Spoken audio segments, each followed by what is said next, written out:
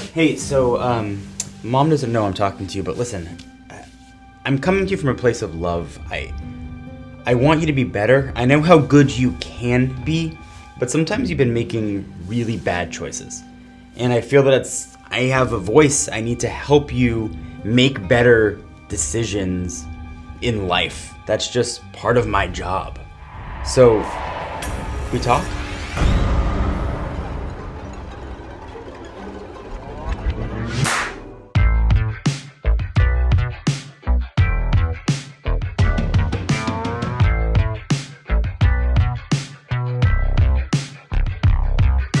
So I want my credentials to be clear from the beginning. I have been driving Teslas for 8 years. I had one of the original Model S's. We're talking pre any autopilot at all. I drove a Model X for 3 years, currently driving a Model 3, and as of this filming, I have 2 Model X's on order. Not sure if I'm gonna actually go through a delivery. I've got a Plaid and a regular. In addition to having Tesla cars for that long, I also have Tesla solar on my roof and Tesla Powerwalls in my garage. I am a fan of what the company is doing. That's not to say I love everything the company is doing. And I kind of look at Tesla like I would talk to my kids. I love you. I know what you can become. I know the potential, but you're not perfect. And there are things that you can do to improve.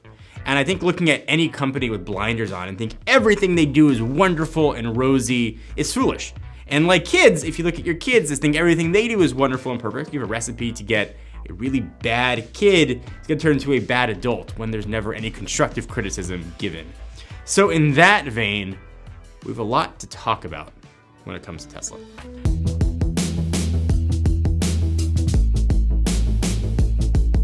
We're talking about Tesla. I separate them into 2 parts, because that's how I have it in my head. You've got the man behind it, Elon Musk, and all that comes with him, both good and some of the negative.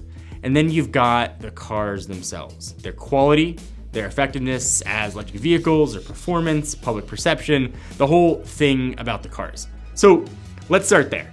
On the positive side, this electric revolution we have right now with Mercedes, BMW, Ford, all these car companies going fully electric would never have happened without Tesla. I think that is as close to a fact as you can have. It is very clear that Tesla changed the market. In fact, the 2012 Model S, when it came out, that technology was so far advanced that legacy automakers are just catching up to that right now. Tesla changed the perception of cars from things that move to computers with living, breathing, improving technology via over-the-air updates. That was something that was brand new. Even the way Tesla cars are sold without the dealer model was something that we really hadn't seen in a very, very long time. And we're starting to see other new car manufacturers, Lucid and Rivian, sort of mimic that model. Wherever you are on Tesla, whether you love them or you hate them, they changed the automotive paradigm. And in my opinion, they changed it for the better. And all of that aside, the raw performance of electric vehicles, they showed they don't have to be weird looking econo boxes. They could be the fastest cars ever in production. And I think that was absolutely amazing. So having said, I think a lot of those positive things, and as again, through the lens of almost talking to a child that you want to improve, Tesla certainly has a lot of areas that can get better. I think talking about their promises, autopilot in particular, Tesla clearly has quality control issues that have kind of given way to almost like a Tesla syndrome where people are making excuses and forgiving things that I don't think would be forgiven from other car manufacturers. And Elon himself has said making cars is very, very hard, and I could not imagine the logistic nightmare of bringing a car to production.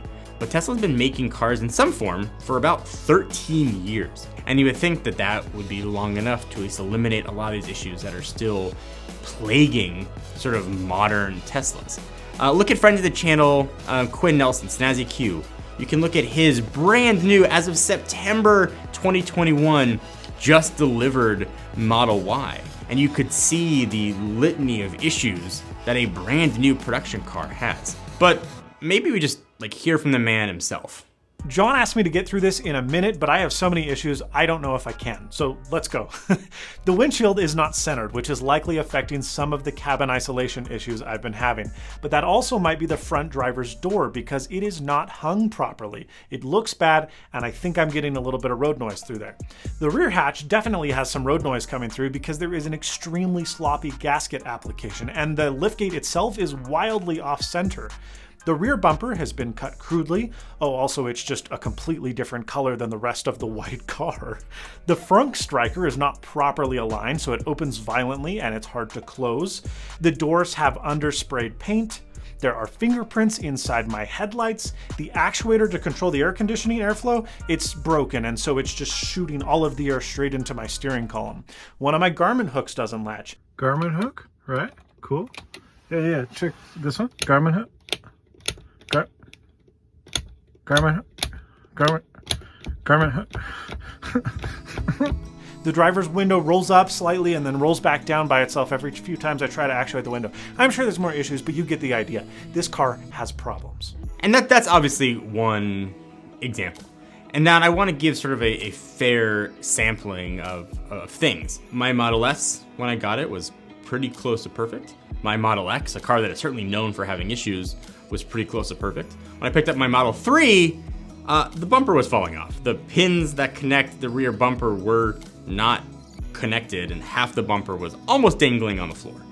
So I did not accept delivery. This is back pre-COVID. They took the car back, they fixed the bumper, and then I accepted delivery a few hours later.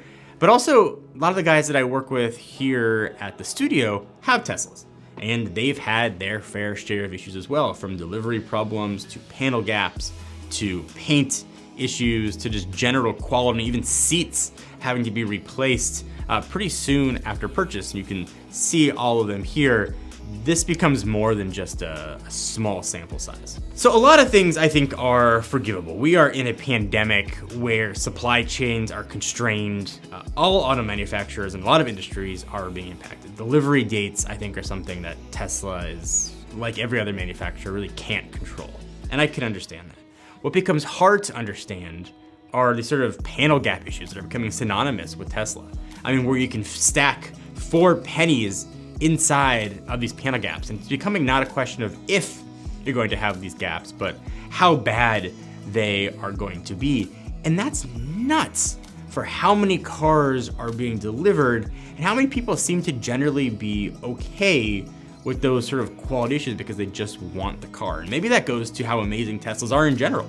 The performance, the beauty, the technology, that those things ordinarily couldn't be forgiven can be forgiven.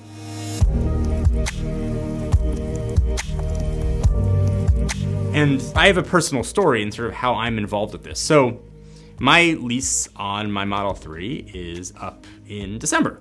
I've had it for 2 years. I've absolutely loved having the car. It's a performance 3. We did a whole review on it. Everything about the car has generally been great. And since that initial bumper issue, I haven't had any issues really with the car. Nothing giant at all. But I need something new. I need something bigger that could fit 3 kids in the back, and I can't fit 3 car seats comfortably inside of a Model 3. So my first thought was a Model X seems awesome. I had one before, it was great. I can get the 6-seater, there's a 3rd row. It seems like a really good option. So I went ahead and pre-ordered those cars. Tesla announced the interior updates, which is a big discussion points. And then it kind of got me thinking. So we did a video you may have seen where we drove a long-range Model S with the yoke steering wheel, the newer screen, the new technology. Essentially inside the car is the same as the Model X's are presumably going to be. And there's a lot of things to like about that. I made a whole video about all the amazing things to like about that, but there are some things that I cannot wrap my head around. The first one is the yoke. I can't even call it a steering wheel. The yoke. It was okay. I didn't mind it. I think it didn't make anything better for me at all. There are times where I could see it being potentially dangerous if you have to do quick maneuvers and you're trying to grab a wheel from muscle memory and it's not there. I could see that being problematic. I could also see problematic the horn being a button in a stack of buttons on the right side of the yoke. And I know other cars have done this in the past. People sent me pictures of the old Acura Vigor that had a button, but that was just one button. There wasn't a stack of buttons all around it that you had to sort of look and push. And you may not use your horn all that often, but in an emergency, being able to honk your horn could really prevent a serious accident. And perhaps I'm more cautious driving with kids quite a bit, but that seems like a real safety concern for me. In Tesla, in their manuals, say you can, in an emergency, you can just put your whole hand over the side and it will honk the horn. I didn't know that when we did our review of the Model S. I asked MKBHD to test that in his Plaid Model S. He said, turn on the windshield wipers. Now, that seems like a giant safety concern. Now, Tesla can probably fix it with software updates. I certainly hope they do. But as somebody who shares cars with my wife all the time or changing back and forth, I don't think it's a car necessarily she would feel comfortable driving or even would want to drive. And she's told me that is out of my comfort zone to do. So it's hard for me to understand why at least a wheel wouldn't be an option. Give people the choice to sort of pick a wheel. And also changing things for changing things' sake seems crazy. It's a button versus pushing in the horn seems like something Tesla could have easily done as well. And it's sort of in line with what Tesla's done in the past. And a lot of good, they've pushed changes on people. They've forced changes. They forced you to think about driving a car differently. And that's been really good for them in a lot of ways. But in these instances, I think it's been pushed too far. Now, those issues aside, I don't think it's a surprise to anybody saying that these Model X's are expensive. Whether you get the long range of the Plaid, and go up to north of $160,000. And at that price point, there's a lot of cars you could pick and choose from. And at that price point, cars with panel gap issues, cars that might have paint dripping or thin paint, cars that may have quality control issues becomes less acceptable in my mind. It's giving me a lot of pause about whether or not I want to continue to drive a Tesla.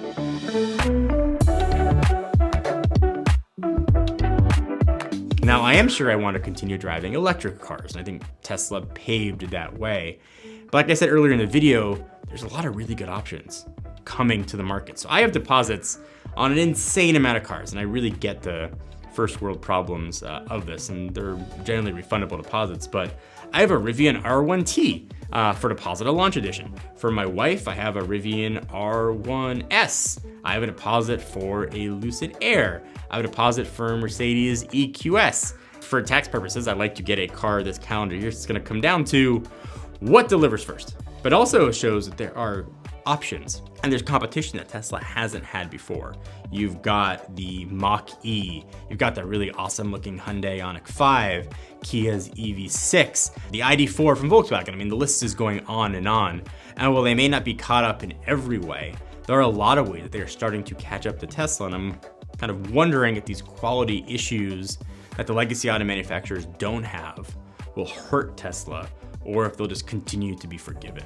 And these pre-orders, I promise I'm not trying to be like a flexy thing on it. My lease is ending in December, and I need a car, and I need a car that can drive all three of my kids. That's why I was originally attracted to the Model X. It seems like the perfect choice. There's really no other third row full electric car that's out right now. But I need something, so I just sort of cast a very wide net, and then we'll make a decision. So when it comes down to it, I think it's Tesla's game to lose. They have a grasp on the EV market with their superchargers and, at least for now, their software. And I think their cultural relevance, whether or not they remain on top, I think is squarely on the shoulders of one man. Why is that important to you that it be bulletproof? I mean, This is badass and well, yeah, okay. super cool.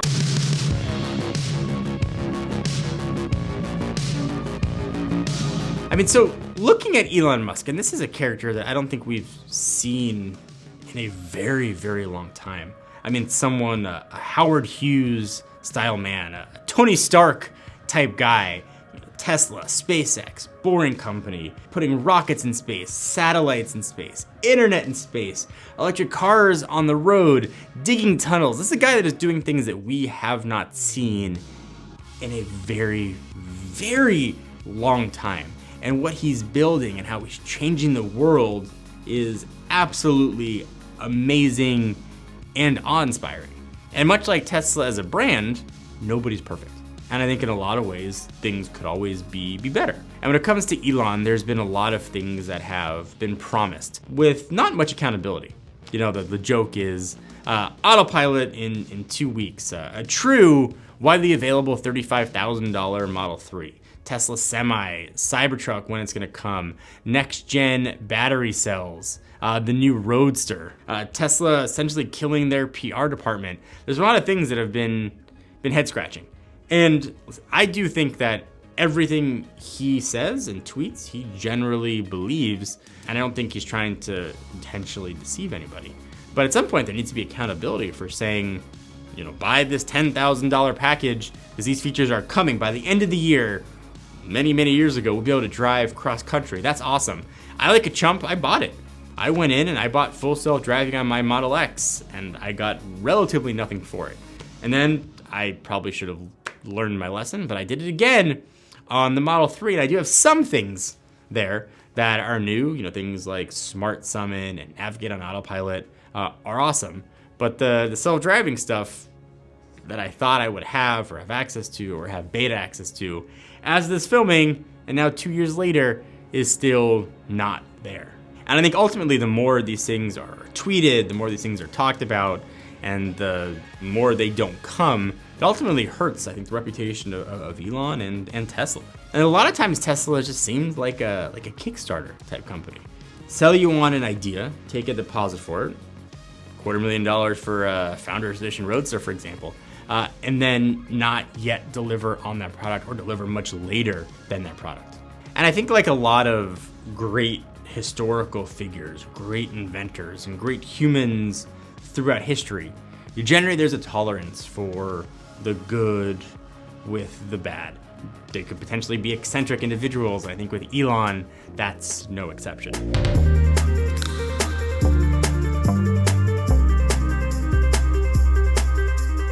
To bring things back to the beginning, and I know this is a trigger topic for a lot of people, you know, being critical of Tesla. And again, somebody who's put a lot of money behind Tesla and generally loves their products, I'm giving pause to getting another one.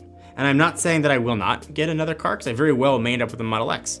And I think their Model X is an incredible car for a lot of reasons.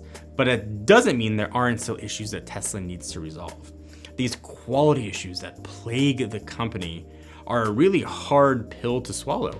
Whether or not you're buying a $40,000 Model 3 or $160,000+ Plaid S or Plaid X, there's a certain assumption of quality that comes along with it. And while you might be getting quality with technology, and you might be getting quality with design, you are not getting quality with the build. And that is still a really big issue plaguing a company that is, at least as this filming, the largest auto manufacturer in the world by market cap. And these are things that are becoming less and less forgivable. No matter how you fall on Tesla, you should always want them to do better and want every company to improve, especially a company whose mission is to generally try to make the world a better, safer place and hasten the development of sustainable fuels and sustainable cars. I love that option. I love the Tesla mission. And I love to once again be confident putting my money where my heart is.